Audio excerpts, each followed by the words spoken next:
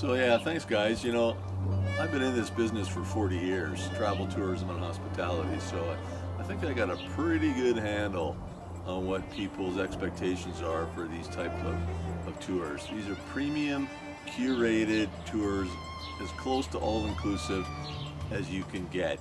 And it's really great that we get to ride with a couple of iconic Australian motorcycle riders like you two.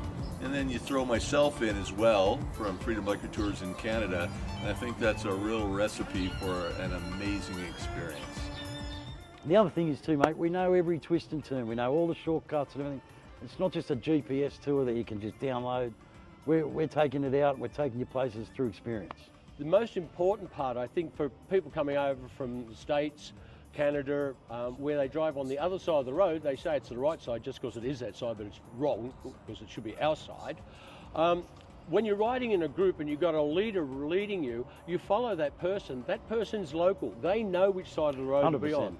First, it was probably back in 2002, was one of my first trips to America, and I was very apprehensive, you know, what side of the road, and they always gave you warnings, especially if you stop for some lunch and you're having a break, and then you set back off again.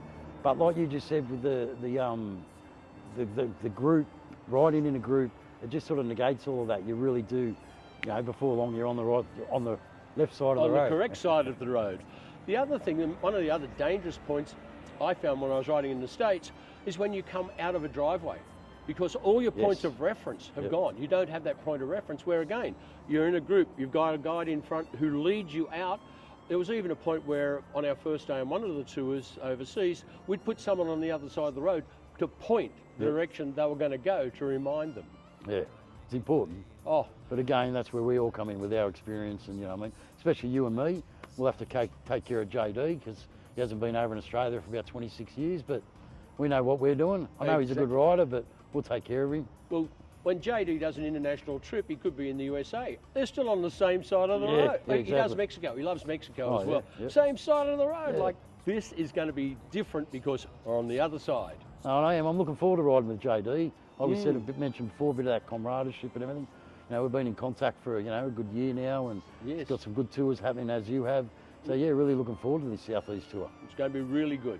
And it's the start of many things. As long as we get weather like this too, and that's the other beauty of it, because this is an actual winter day. Yes. Nice winter day here in Australia, but we're actually at the tail end of spring in November, which is good because it's not too hot, you know what I mean, and it's going to be a good ride, hopefully, you know, not too much rain. But bring your wet weather gear because Australia's weather can be a little bit unpredictable. Well, we are going to the area called Victoria, and we all say that Melbourne has 4 seasons in one day. In 10 minutes. And we're just a bit... Well, Phillip Island, that's where we're going. So yeah, you're right guys.